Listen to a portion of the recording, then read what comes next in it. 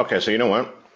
I think we'll get started. We're starting to get up there now in the number of attendees that are on the call now. I know a few more people are going to start jumping in, but Neil, thank you very much for showing up this evening. I appreciate it. We've been doing some pretty cool stuff over the last several months. You know, that kind of started off as a conversation, and now it turned into a full-fledged business. So I'm definitely happy that you're here this evening. So before I pass it over to you, what I want to do is just go through a couple things.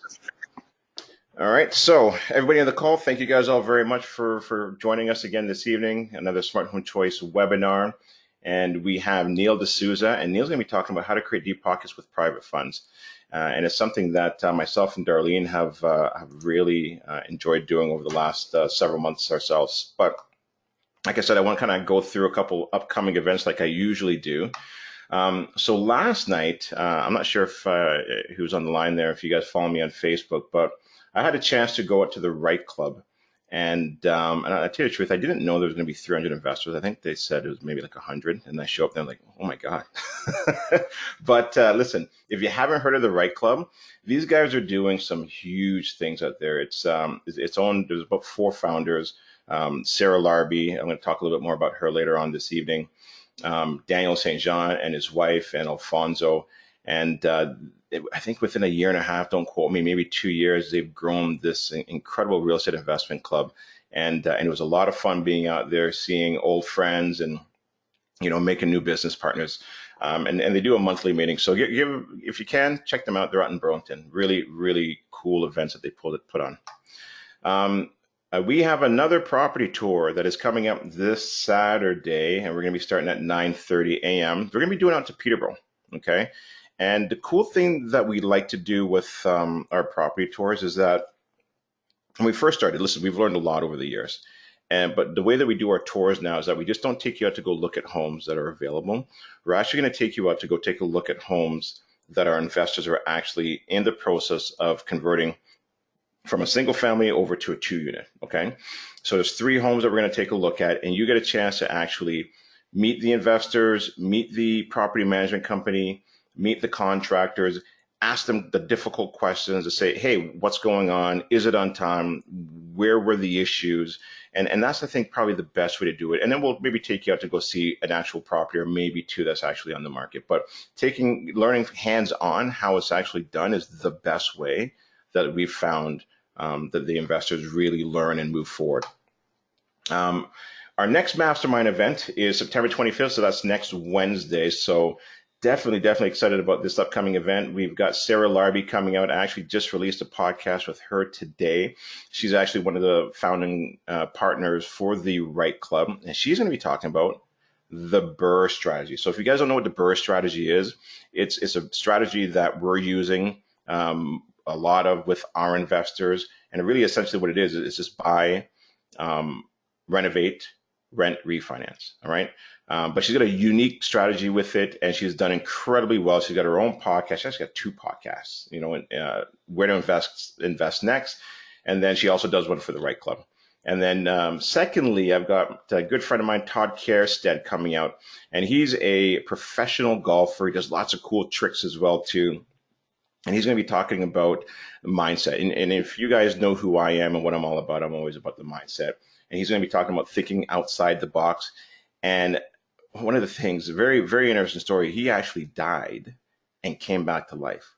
So he's going to talk about how that completely changed his whole life. Okay, so very, very interesting character. We still have a few tickets left. I think we have like maybe 10 or 12 seats left. And again, for anybody that's come out to our mastermind events, it's not at the casino anymore. We've had to move venues. We're hoping that we can go back there again, maybe in February. But for now, it's going to be at the Hilton Garden Inn. Okay, so just remember that location. And then here is something huge that me and Darlene have been working on for the last 2.5, 3 months. And finally today, I kind of, let the cat out of the bag. But Darlene and I, we've now partnered with our neighborhood realty, which is a brokerage out in Durham. I would say probably one of the fastest growing brokerages in the Durham region. And the cool thing with this particular brokerage and why we decided to move over there is because we were given this incredible opportunity, not to just bring my team over there and be real estate agents there, but we are now part owners, which is really exciting. They've only had it for about a year and a half. They have like 70 real estate agents already. They've also given me the opportunity because they want me to come in and train the real estate agents. And I think the reason being is because we do things differently. We don't do the regular door knocking. We don't do the regular cold calling. We are more on the education side. So I'm going to bring my real estate investment club into their brokerage. I'm also, and you guys know I'm passionate about doing podcasts. So I'm also going to have like my own office in there. I'm going to have my own podcast room, which is going to be cool. So I can actually bring guests in and talk with them and, share that information. And so that some of the other real estate agents in there can get a chance to meet my partners and the people that are incredibly successful, right? So definitely excited about that. And then last but not least, on this particular side here, you guys have to come to Fall Impact. And this is one of the reasons why I decided to move over with Bob and Rhonda, because their vision, their mindset is exactly where mine and Darlene are going as well too. Look at this lineup: Matthew Frederick, Sunil Tulsiani, Ryan Hodge. I actually just interviewed him today, so I'm going to be sending that video out on social media tomorrow. I'm probably going to interview all of them. I'm going to interview Les Brown. I'm actually a little bit nervous about that, but I'm going to get a chance to interview Les Brown, Randy Gill, Les Brown. You guys got to come to that, man. It's going to be a great event. Myself and Quentin, we're actually going to have dinner with Les Brown that evening. So I can't wait. We're going to be going back to Bob and Rhonda's place and have dinner with him. So we get a chance to actually, pick his brain and learn from some of the best in the industry, right? So get your tickets. You know what I'll do at the end is I'll send the URL so that you guys can actually register for this event. And last but not least, okay, real estate investing. One of the reasons why people they get into it, they know it's a good way to create wealth. But people get into it and they don't understand the whole screening process of tenants. So here's what I've done, because I've made my share of mistakes. I just wrote a book on how to screen tenants. You can go there. It's absolutely free. All you got to do is put your name, email address in. Boom, done. Okay? Simple as that. And with that, Neil, you ready to rock? Yeah, sounds great. Cool. Okay, so listen, let me flip it over to you. And while I'm doing that, for the people that are on the line, wow, we got a packed house tonight. This is cool.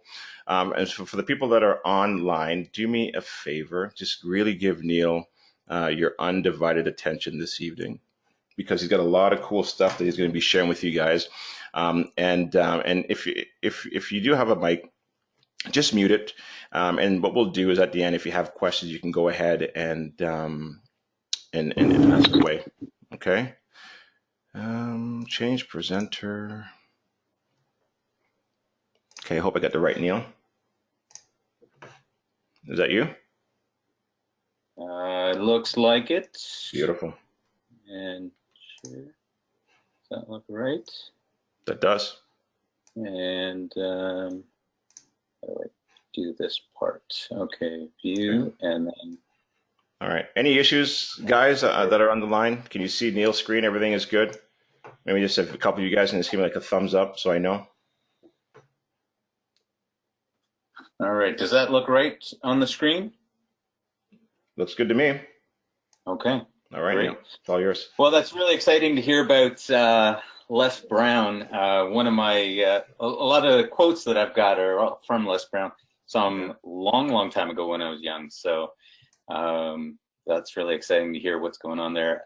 Thank you, first of all, Gary, for having me on, and thank you to everyone that's here on the call or on the webinar. And I really appreciate you taking the time to listen up. And I really appreciate you taking the time to allow me to speak into your investment philosophies, your investment methodologies. Yeah, I really appreciate that opportunity. And it's because the things that we choose to invest in, they dictate the outcome of our life. Whether you invest in your kids, your spiritual life, or as we're going to talk tonight, investing in real estate, all of these things, wherever you choose to invest your energy, it has a return on that investment. And so it's vitally important. And I actually heard this, a great quote, and it says that outcomes are nonlinear. Outcomes are nonlinear. What we do and who we do it with is far more important than how much time you spend doing something. And it really struck with me, because there was a time when one of my income properties, and it needed to we needed to redo the roof. And so I called a buddy of mine, and we decided to go up there and re-roof the house. And we spent the entire day going through and ripping off the shingles, redoing it. By the end of the day, we had gotten most of the one side of the roof done. The neighbor to the property, he comes home. He's actually a roofer, and he comes over. He comes up on the roof, and he says, "Hey, give me 45 minutes." And I'm thinking, 45 minutes to do what? He said, "Just give me 45 minutes and try and keep up with me." And he said, "All I want you to do is to throw the shingles into the bin." And in 45 minutes, not only did he have the entire backside of the roof, all the shingles off. I was having a hard time keeping up. He had the tar paper down and the rain and ice shield and all of this stuff, and he'd even started putting shingles back on, and he'd done all of that in 45 minutes because he knew the tips, the tricks, the ways around that industry, because it's all he did all day long. And so when I heard this, outcomes are nonlinear. You realize that choosing who you work with is vitally important. And so today we're going to talk about this thing, private mortgage opportunities. But before I get into that, just so you know, I'm not going to really talk about me. Gary and I did a podcast. You can go check that out. You can find out a bit about my background. This is not going to be a sales presentation, but if you want to buy something, you can go sign up for Deep Pockets at the end of this. And this is not going to be exhaustive by any means. It's also not mainstream, and it's not for everyone. Private mortgages is not for everyone.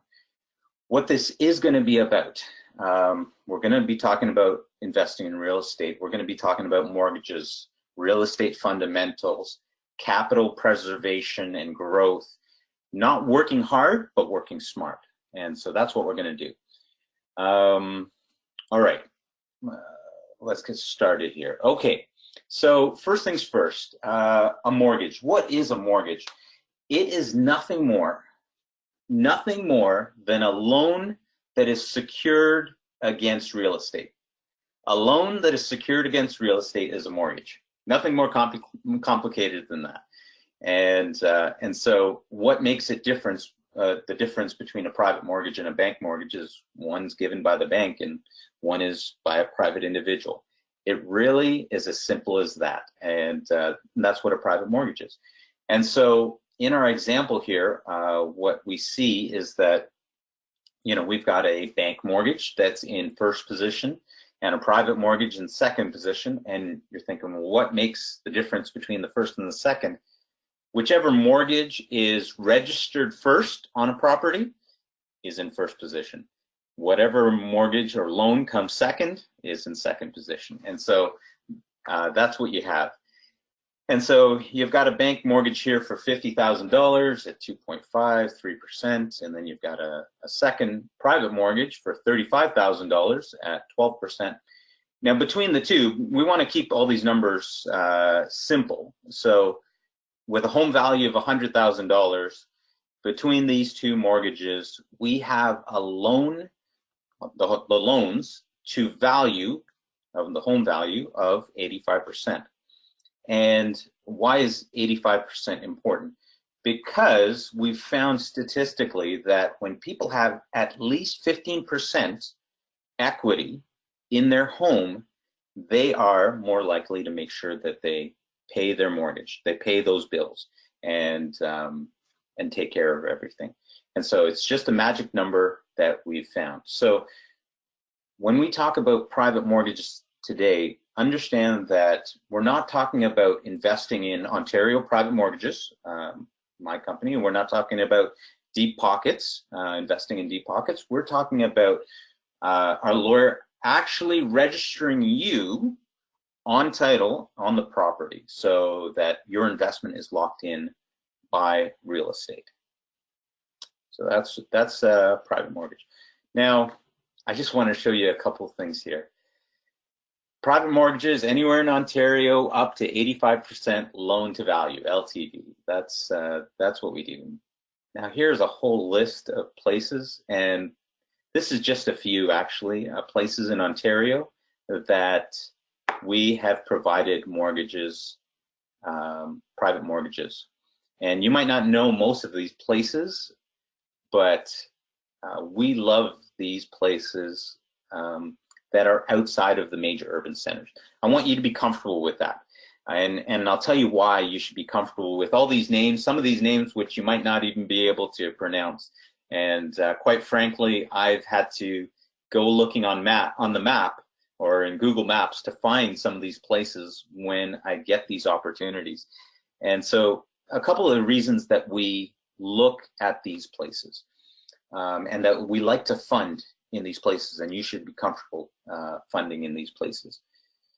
First of all, less volatility. When you go outside of the major urban centers, you find that house prices the markets are fairly flat, 5% up, 5% down, not much volatility. So as a result, people don't tend to buy houses with the expectation that they're going to see this really high return. They're going to see it the home price go up greatly. They're not looking at it that way. They're looking at it as, I'm going to live here. I'm going to raise my kids here. It's close to the school. It's close to my work. And so as a result, people have a greater tendency in rural Ontario to buy a house and stay in that house. The other thing is that you can see is inventory. When you're in these places, the inventory is quite low. There's not a lot of houses. There aren't as many houses that come up for sale as you will see in the major urban centers. And so as a result, people, when they find a house they like, they have a greater tendency, again, to stay in that home. And then there's another side. If you were to rent in a lot of these places, you will find that renting is more expensive than owning. Renting is more expensive than owning in a lot of these places. So it's not a viable option for people to, say, walk out of their home and leave it and leave it to the bank. Oh, that's your problem. But it's not a viable option because they still need to have a place to live, and it's going to be more expensive if they go and rent a place. And so what you find is that people in rural Ontario have a greater desire to pay their mortgage down, and make sure they take care of it. And plus, there's also the thought process of, everybody knows your name, and so you will find that in rural Ontario, by and large, people are everyone knows one another, and so no one really wants to look bad or be the one who went into bankruptcy and lost their home. And so as a result, again, people have a greater likelihood of just staying in their home. If they can't afford their bills, if they can't afford to pay the mortgage, then they sell the house, make sure everybody gets paid back, because their reputation is so important. They've got so many family members there, and they're known, and they've been there for such a long period of time. And then finally, we don't really have much competition in rural Ontario. Most of the financial institutions are in Toronto. They're in GTA. They're in the major urban centers, and they concern themselves there. And so they don't really try to work outside of that area. So another great reason for why you should be comfortable when you see these names. Now, I don't know if you guys remember these things, slip and slides. When I was young, they didn't have these blue bumper things. They actually, you'd put water on it and you'd go sliding across, and you just had to make sure that you didn't go slide off of it, because if you did, you probably, and you were face first, you ended up with a mouthful of grass or dirt or something like that, or sometimes your shorts got pulled off, something like that. And so what's great about this is it's got these blue bumpers, and I thought it was a great picture and a great analogy for us to understand that it's important to keep your investing safe. It's important to have bumpers or guardrails in place. And we're going to talk about what those guardrails are, what the ways in which we are going to mitigate risk for your private mortgage investing. And because it's important to do that, to make sure that you keep you don't want to sacrifice capital preservation for growth. So when it comes to investing, we're always along this line of uncertainty to certainty. You know, on one side, you've got uncertainty, you've got the lottery, casino, stocks, horse racing, and the like. It's really entertaining, and you've got a lot of upside, but the risk is huge. You have no idea whether you're going to win.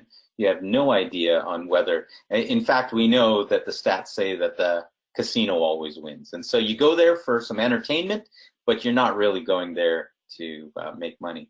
On the other side, we've got where you have great certainty. You've got GICs and bonds, your savings account. You can stick money under the mattress, as they used to do in the old days. But the thing to understand is on both sides, uncertainty and certainty, there's risk on both sides. You know, we understand the risks on the side of uncertainty when it comes to the lottery and casinos. But on the side of certainty, there is real risks such as inflation. You know, if you're sticking your money in under the mattress, you've got to worry about a burglar coming in. You've got to worry about a match, a fire, or something like that. And so these are, just because something has great certainty does not mean it has no risk.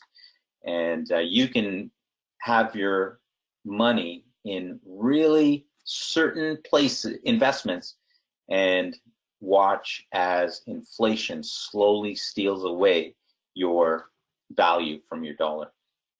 So we want to be like those guys who seem to manage it the best. They always seem to come up clean, and so we want to be like the bank. And you know, it's because the banks always seem to manage that line of certainty and uncertainty, where you can maximize your returns. And when we talk about that, we want you to be the bank, you to be the one providing the private mortgage. And we normally talk in terms of returns like 10 to 12%. I don't know if that seems high to you or if that seems low to you, but we find that if you focus in that range, if we talk about that range, we're always going to be talking about doubling your money in, say, 5 to 7 years. And that's kind of the focus that we look at. Could we go faster? Absolutely. Could you go slower? Absolutely. But we try to keep your investment and the investment opportunities that we provide, we always try to keep it within that range so that we're focused on that timeline. Okay, the 3 C's. The 3 C's, we've got, first of all, credit, character, and collateral. Credit, how do we assess someone? How do we figure out whether an investment is a good idea or not? For starters, we look at someone's credit bureau, and it allows us to see their repayment history, find out if they've had a bankruptcy, find out any of these kind of things. We get to find out the likelihood of someone's ability to repay a mortgage, a loan that you've provided. So that's first of all. Second, character. How do you assess someone's character? Well, we have an application process, as many of us know. And you fill out and you get to see someone's liabilities. You get to see their jobs, what they're doing, kids. You get to get a glimpse, an idea of the stability of an individual. And it will show you different little, it will give you a window into the character of a person and help you understand, do I need to ask more questions? I see this, and this is a bit of a concern, and you can look, and we can of course look into that. Now, these are all things that we look into prior to putting an opportunity out and advertising it, but that's some of the things that we do when it comes to looking at someone's character. And then the most important one is collateral. Well, how do you, most of you know, how do you figure out the value of collateral is an appraisal. And so we get a licensed appraiser to go in. They're able to look at the property. They're able to look at the market.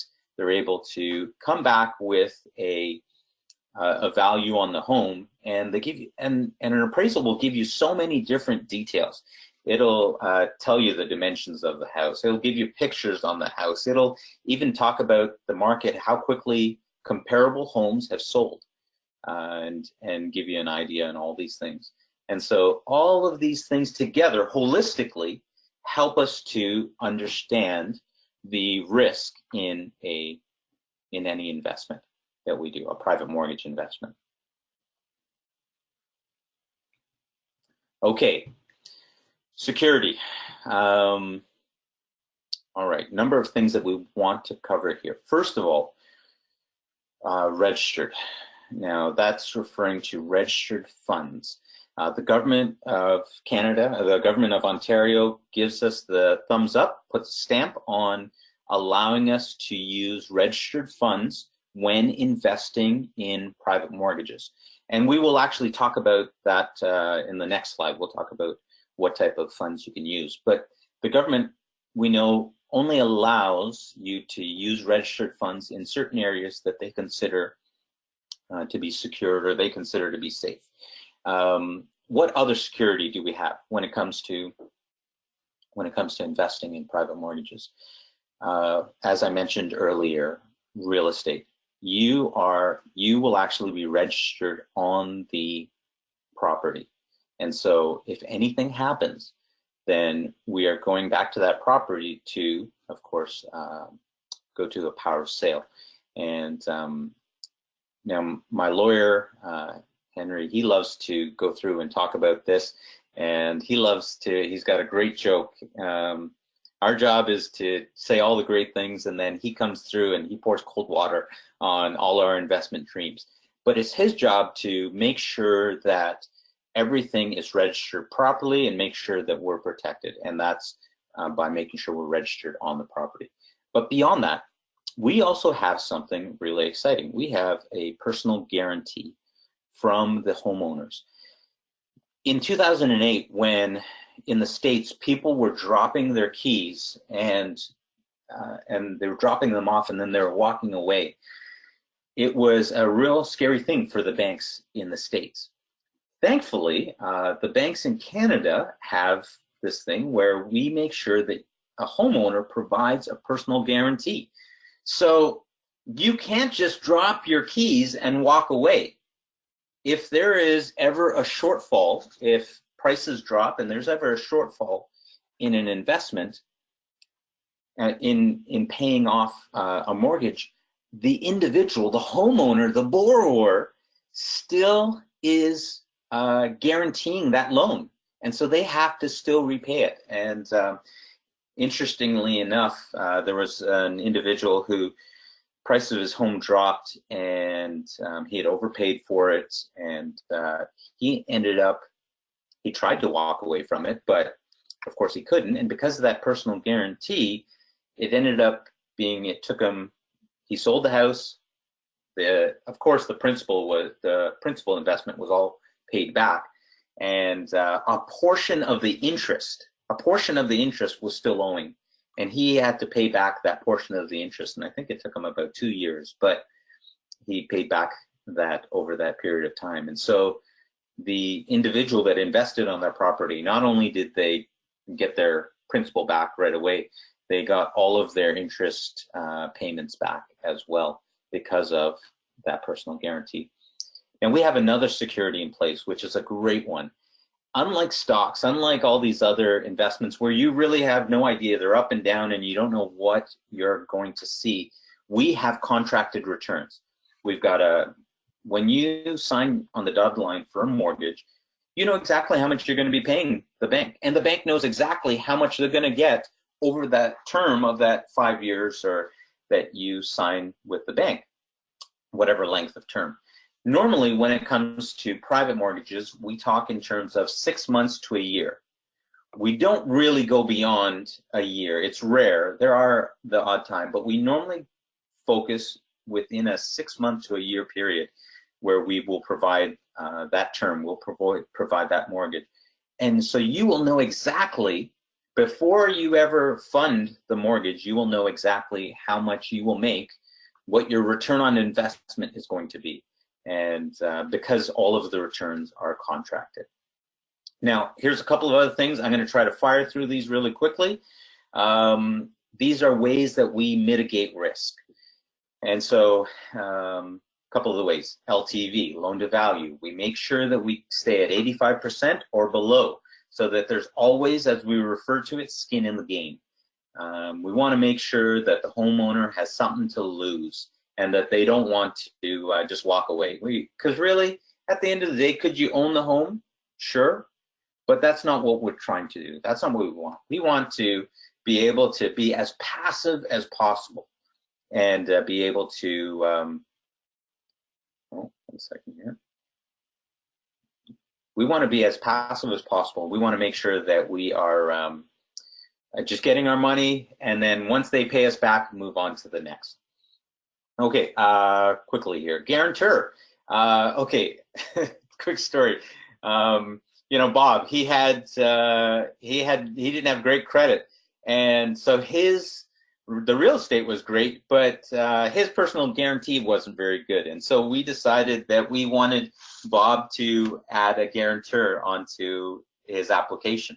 And so Bob went and got his dad to sign as well. So what does that do for us?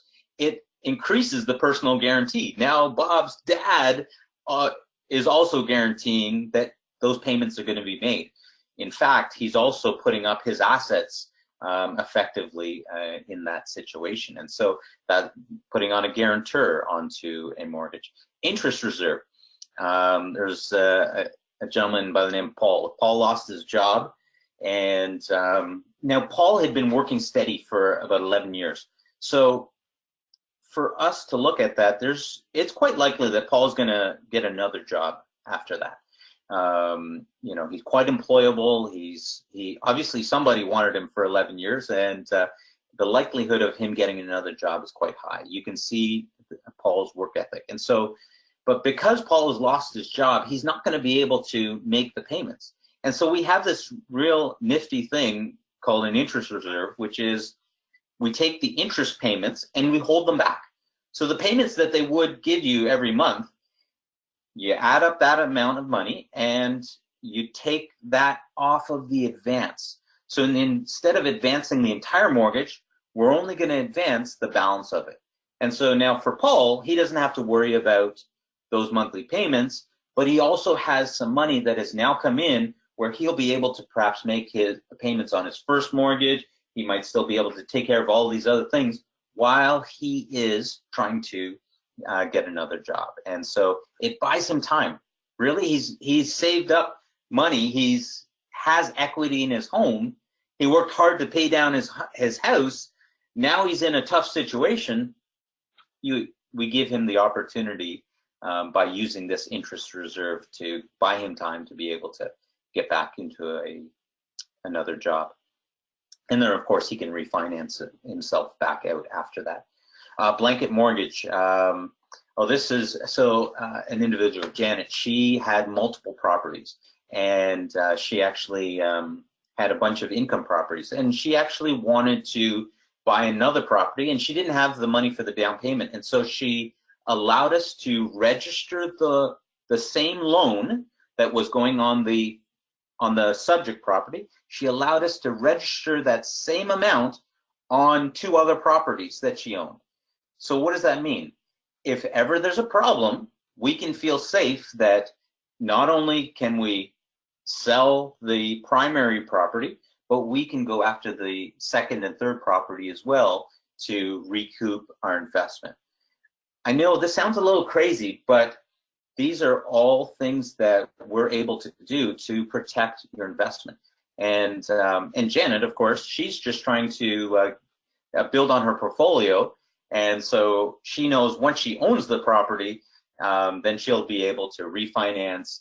And of course, with renters and the like tenants, she's going to be able to pay off those loans and move on. So it's to her advantage. She's actually going to be able to have some tax write-offs in that situation. So a blanket mortgage, it's the same. Oh, it's also called a collateralized or a collateral mortgage. Actually, sorry, collateral mortgage is something a little bit different, but collateralizing other properties. So a blanket mortgage or providing extra collateral. Credit counseling. Okay, so this is something specific that we do here through Ontario Private Mortgages and Deep Pockets.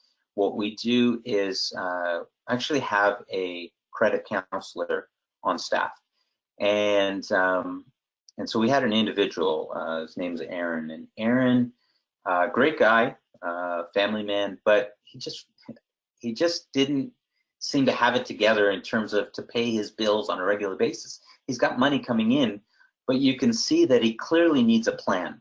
You know, when we do the holistic view of his credit, of his application, and the appraisal, we look at all of these and you can see, hey, here's a guy who's got money, but he's just misfiring. And so we bring in the credit counselor, and what he'll do is he'll do quarterly calls to Aaron, and just make sure, hey, Aaron, how are you doing? Are we following the plan? What needs to be tailored? How can we help you?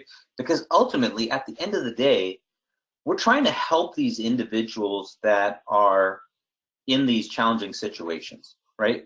Tony Robbins always talks about being problem solvers. And the greater the problem you solve and the more people that you're able to help, the greater that you will be, you'll be taken care of, you'll be compensated. And so we always try to look for innovative ways to be able to help the borrowers, rather than, we're not just in the money game, right? We want to make sure that we're trying to help the borrowers to move back up and get them back into a better position.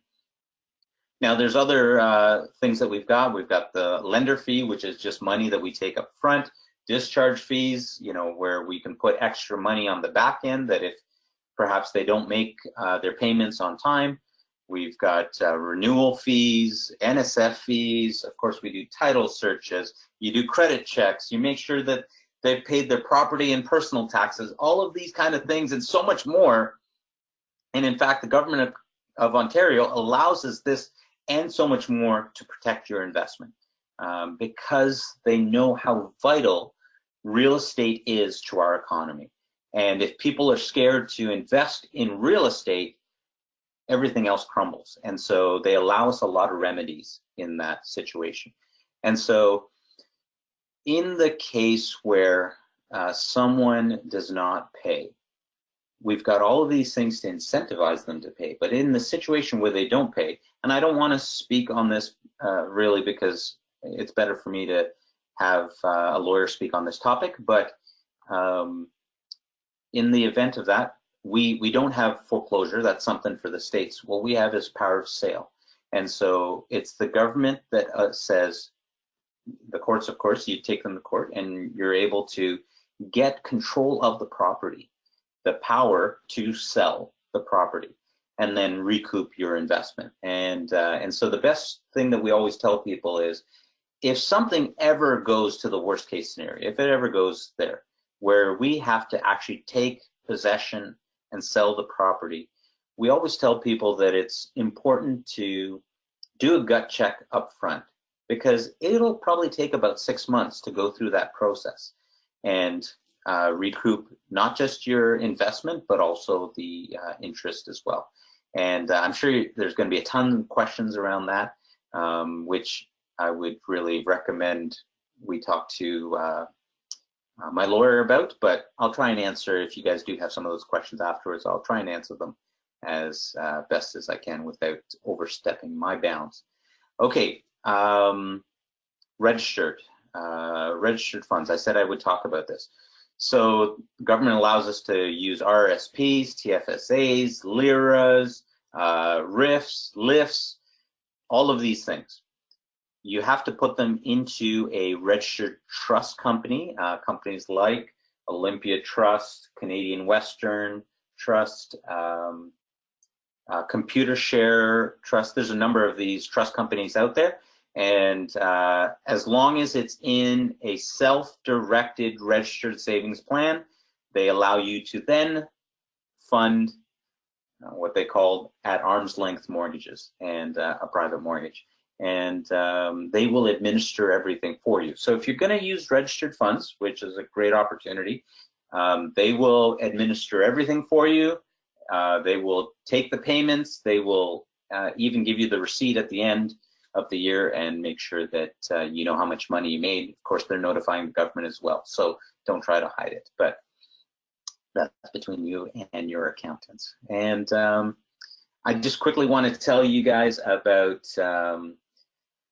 Smart Funds. It's a special product that that we created, and it's for smaller loans, $10, $15, $20,000. We actually will go right up to Smart Fund Plus. We'll go right up to $45,000. The point of Smart Funds is to really be able to make low-cost loans. To make small loans low cost. Because there's a number of financial institutions out there that'll do it, but they'll charge you quite a bit. And for us, we will see steady returns on really low risk opportunities. And the other thing, I'll tell you, the biggest reason that we created it was not everybody has $50,000 to invest, $100,000 to invest in a private mortgage. Not everyone has $300,000 to invest. And I wanted to be people to have a lower price point to be able to start investing. And so if you have as little as $10,000, you can invest in a private mortgage. Now, the smart funds, normally the returns are going to be in the 8 to 10% range, but by and large, how many other investments out there secured against real estate can you make 8 to 10%? And so and have that kind of security. And so we're quite happy to provide that to the market, and it's a growing market, and we're pretty proud of that. So okay, finally, I just want to say this. Okay, this is a bad picture, but last year, a friend of mine from grade school, he invited me to India. He was getting married. And he invited me and a couple of other friends from grade school, and he said, listen, come on up, and all your expenses paid, just pay for your ticket. Just pay for your flight over, and I'll take care of everything else. And he was getting married, and he was getting married on the beach. And now I went up, and it was a fantastic time. And it was like literally we celebrated 7 days straight. And you know, East Indians, we found a party every single day. They had a party every single day, and it was a great time. And on the last day, on the 7th day, they were having a ceremony, and they had it right up against the beach. And it was actually a little bit over from this picture. But as it was happening, we're watching the sun in behind my buddy and his wife. We're watching the sun, you know, crossing the sky, and it's, I mean, the sky is changing colors, the water is changing color, and then of course the sun starts to go into the ocean. It was indescribable. It was beautiful. It was breathtaking, and it was such an amazing opportunity. I had such a great time. I want to go back again at some point, but you know, I tell this story because my buddies, my 2 other buddies, they didn't come, and they missed out on the opportunity.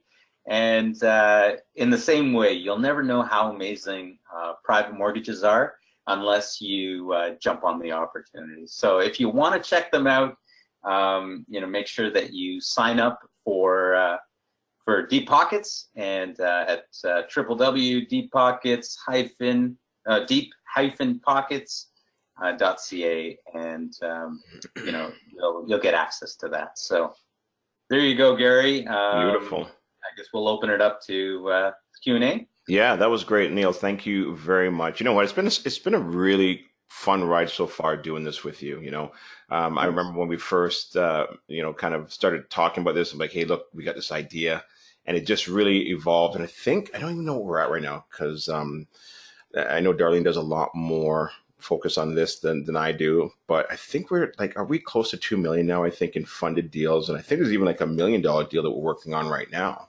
Yeah. So, which is really cool, and which is very Yeah. exciting, you know.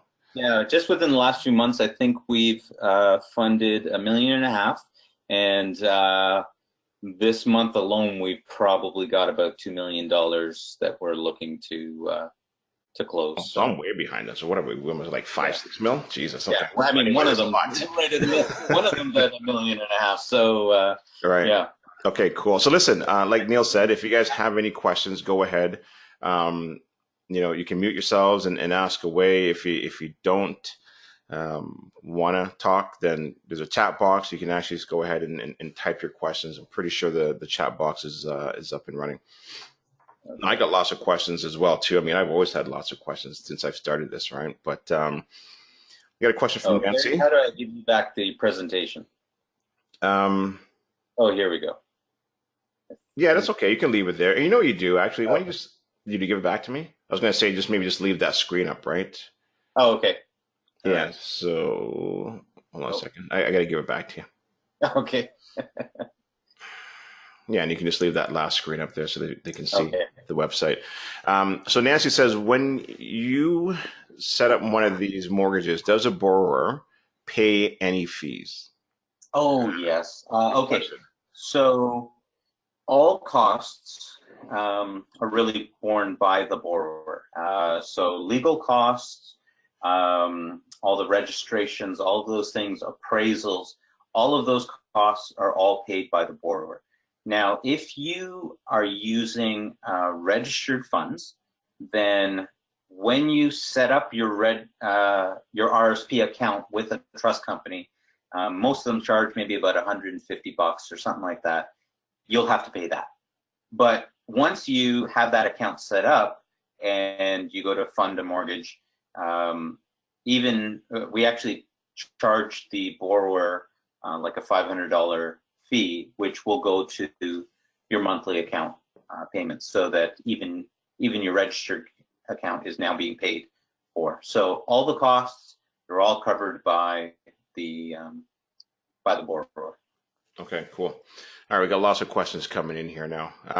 And just another comment on my part as well too. I love smart funds. I think that's a brilliant idea because I mean a lot of these, first or second mortgages, they're larger amounts. So now that people can get in at a smaller amount of $15,000 or $10,000, I think that's great. Yeah. So really, really cool idea. I tell you, I actually was also thinking about realtors because when you're looking to help someone put their home for sale, Yeah. sometimes they don't always have availability of cash, and so it's something to be able to help them perhaps to take care of some of the costs of staging a home, some of these kind of things, or renovations, some of these kind of costs. And you want to make sure that you keep it down so Yeah. that they don't affect the mortgage brokers and throw off the ratios. So, Okay. Now, are most of these mortgages up north? no, anywhere in Ontario, Toronto. Well, you saw a bunch of the names, but Toronto, Mississauga, Milton, Hamilton, Windsor, Niagara Falls. Hmm. Like I said, this is I just showed you just a couple of names. Yeah. They're, And you know what? And I think I know where I think some of that particular question is coming from, because I know when I first got into it as well too, a lot of these deals I was seeing, I was like, I hadn't even heard of the city. Where's this? Where's that? But once I started to really understand it and what you were doing, how long have you been doing this for now, Neil? about 5 years now. About 5 years. Okay. Yeah. I'm gonna ask a tough question. So in the Yeah. 5 years that you've been doing this, have you seen anybody lose money in this with any of your deals? No, Yeah. no, Yeah. no. In fact, Even like a little bit or just nothing. They've always gotten it back. They may have had to do. okay. Actually, no. Let me correct that. I Okay. had one person beginning of this year, who the individual was defaulting, so they decided to sell their house, and in that process, we of course added on some extra charges for for that, and a default fee and some of these things. And so after he sold his house, the principal was paid back, the interest was paid, the discharge costs were paid, all the legal, all that stuff, and some of the default charges that we had added on the end, I think he fell short by about $2,000. So the individual saw, and this is a disclaimer, not everyone's going to see this kind of return, but I think his final return was about 26% ROI. And so he lost point something on his return by losing that $2,000. Right. So, Okay. So no no. principle or anything like that. Nobody's lost. Right. That's just the reality. Okay. All right. Cool. All right. So we got about 8 minutes left. So I want to get through these questions here. Can you lend with RESP funds? Good question. No, you cannot. You cannot lend with RESP funds. Those are a specialized account where the government is actually adding money in when you're investing in RESPs. So if you ever pull money out of an RESP, you have to give back a certain portion in that. And so it's usually not a benefit at that point for you to do that. Okay, cool. Yeah, no, it was a good question, Brian. Question from Sam. How many points does the lender get up front on average? It really depends from deal to deal. You know, I would say that 1 to 2 points might be an average, but it really depends on the loan to value of the deal, and to stay competitive, that's what changes the dynamics that way. Okay. But you'll always see a full disclosure when we put out the opportunities. You'll see what your return is going to be. All right. Question from Sarita. Oh, that's a good name. I like that name. So she says, "Good night. I want to know how much it cost for the trust fund." Is that the self-directed?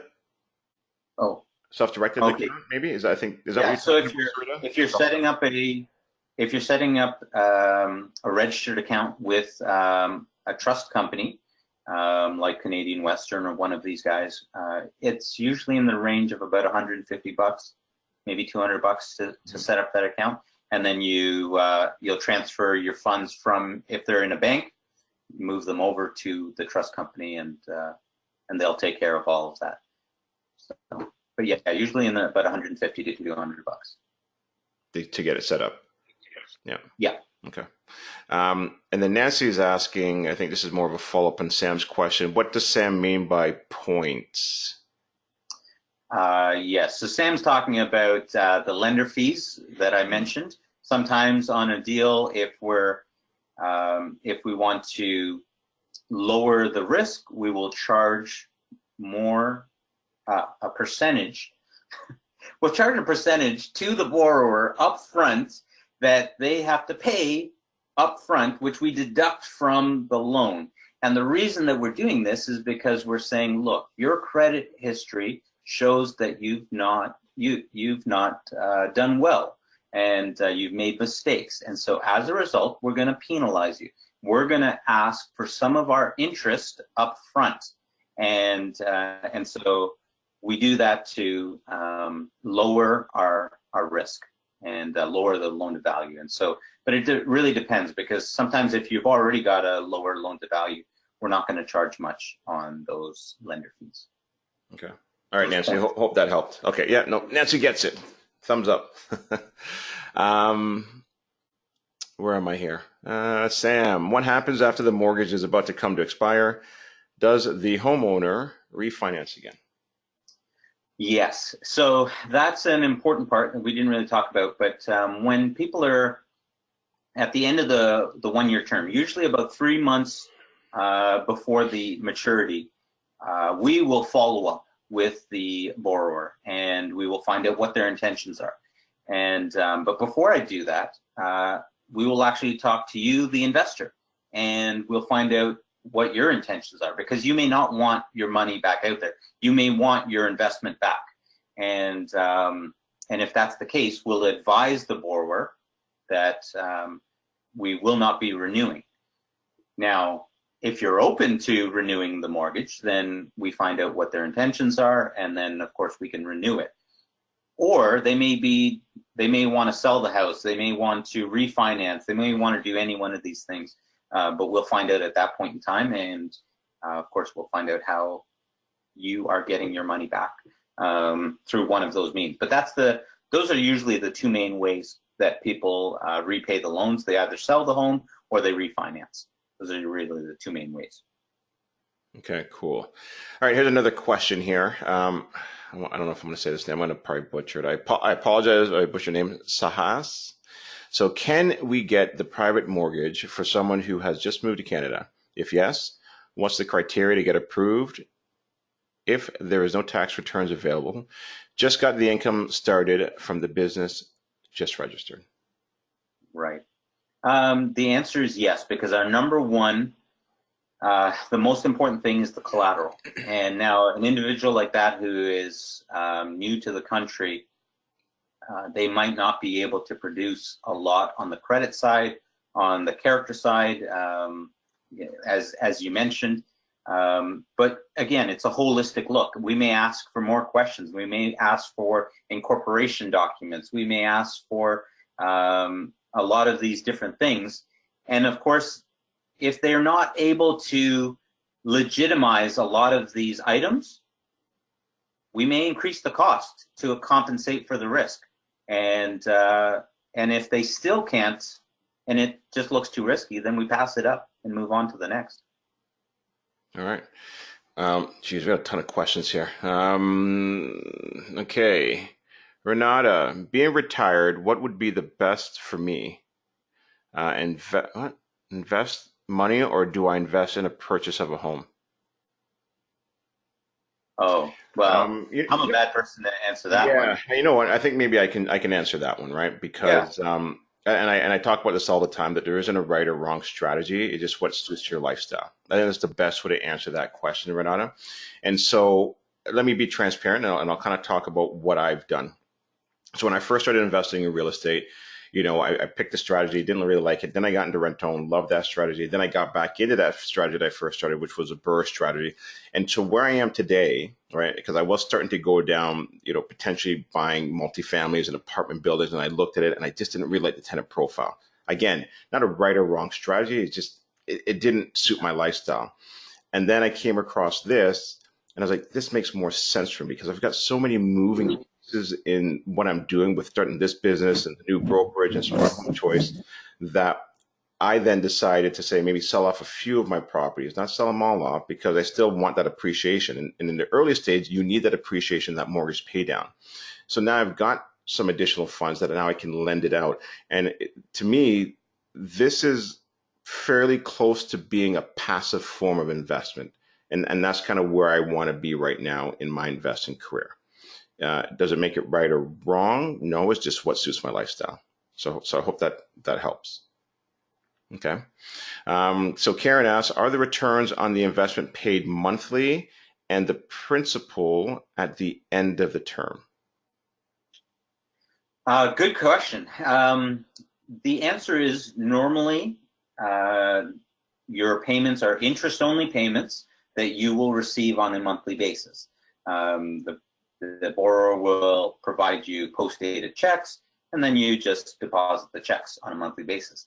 But as we mentioned as I mentioned in the presentation, sometimes we might take an interest reserve and hold back some or all of the payments, in which case then you don't have any payments and you're just waiting till the end of the term to get your principal back. So it really depends. There's all different ways to structure it, and you'll see on every deal we'll structure it differently. But the standard is to get a monthly payment.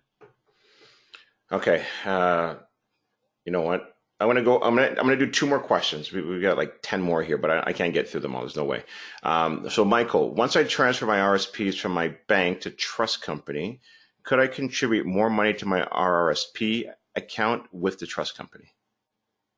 Oh yeah, absolutely. You can always put money into the RRSP. I mean, obviously the government has limits, yearly limits and such, but and so you still need to apply that. But if you want to continue to fund that, you can continue to fund your RSPs and then continue to invest it.